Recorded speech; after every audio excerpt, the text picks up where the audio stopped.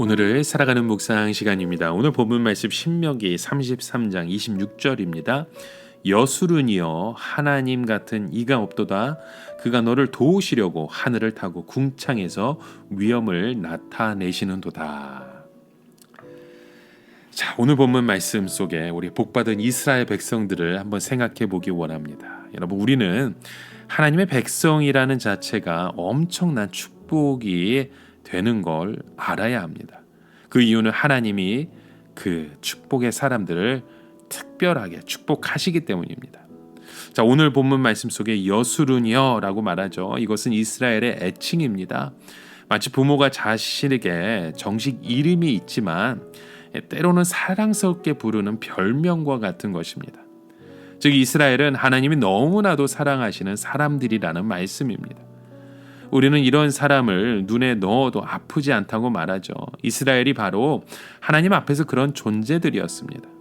그런데 모세는 이스라엘 백성들에게 하나님 같은 자가 없도다라는 선언을 합니다. 그 이유가 무엇입니까? 이 세상의 다른 신들은 모두 인간의 상상력으로 만든 작품에 불과하기 때문입니다. 여러분, 예를 들어서 우리 프리스쿨에 다닐 때 아이들이 종이로 만든 그림을 그립니다. 그 그림 속에서 우리의 삶의 모습을 한번 돌아볼 수 있습니다. 그림은 그림일 뿐이죠. 그러나 하나님은 인간이 만든 그 그림이 아니라 진짜 실물을 보여주시는 분입니다. 그런데 좀처럼 자신을 드러내는 분이 아니시고 태양 뒤에 또는 저 웅장한 자연 뒤에 숨어 계시죠. 왜냐하면 하나님은 너무 크고 웅장하시기 때문에 도저히 우리 인간들과 상대가 되지 않기 때문입니다. 여러분, 여기서 이스라엘의 복이 무엇입니까? 하나님께서 이스라엘의 상대가 되셨고 이스라엘만 사랑하는 분이 되셨다는 겁니다. 하나님과 우리 인간의 관계는 사람과 개미의 관계도 되지 못합니다. 그런데 하나님이 우리를 얼마나 사랑하시는가 하면 우리를 질투하실 정도로 사랑하시며 우리에게 하나님의 모든 행복과 계획을 다 거실 정도로 사랑하신다는 거예요. 하나님은 그분의 모든 마음과 미래를 개미보다 못한 우리들에게 다 올인하셨습니다. 여수르니여 하나님 같은 자가 없도다라는 그 말은요, 우리가 하나님의 사랑받는 자가 된 것이 너무나도 엄청나고 놀라운 일이라는 뜻입니다. 우리는 큰 권력을 가진 자도 아니고 기업체를 몇 개 가진 대재벌도 아닙니다. 공부를 많이 한 지식인도 아니지만 하나님을 가진 자가 되었기 때문에 최고의 복을 누리는 것입니다. 하나님은 진짜 하나님이십니다. 하나님의 그 사랑과 축복을 받는 자가 얼마나 복된 것입니까? 여러분, 우리는 그런 하나님의 사랑과 축복을 받는 사람이 되었습니다. 이 세상에 아무것도 가지지 못하고 너무 가난하고 배운 것 하나 없어도 최고로 복받은 자가 되었다는 사실. 왜냐하면 하나님이 우리의 하나님이시기 때문입니다. 그 하나님께서 우리를 어떻게 도우신다고 하십니까? 그가 너를 도우시려고 하늘을 타시고 궁창 위에서 위엄을 나타내신다고 말씀하죠. 하나님은 우리를 도우시려고 하늘을 타시는 분이십니다. 하늘을 탄다라고 하는 것은 어떤 시공간적이고 양적인 제한 없이 우리를 도우실 수 있다는 의미입니다.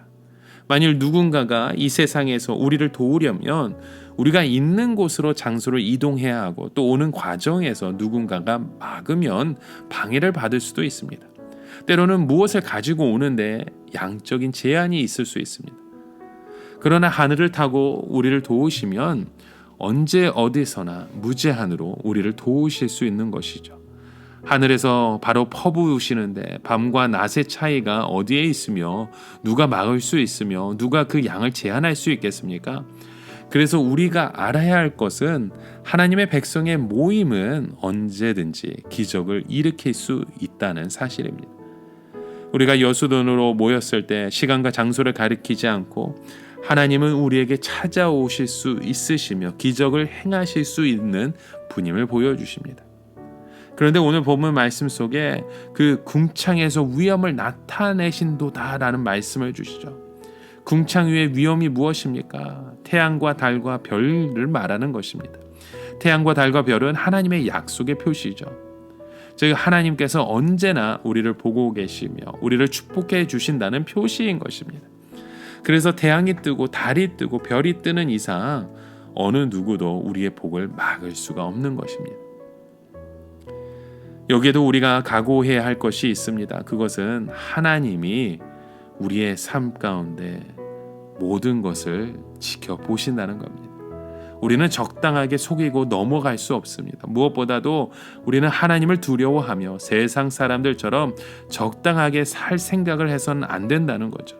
우리의 인생이 다른 사람들처럼 평범할 수 없는 것은 바로 우리가 믿는 하나님이 평범한 분이 아니시기 때문입니다.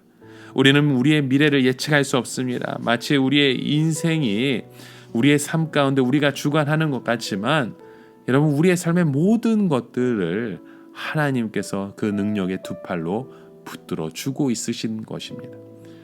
여러분, 우리의 삶 가운데 우리가 하나님의 붙들림 받는 그 인생이 얼마나 복된 인생인지 모릅니다. 하나님은 이처럼 우리를 사랑하시는 분이십니다.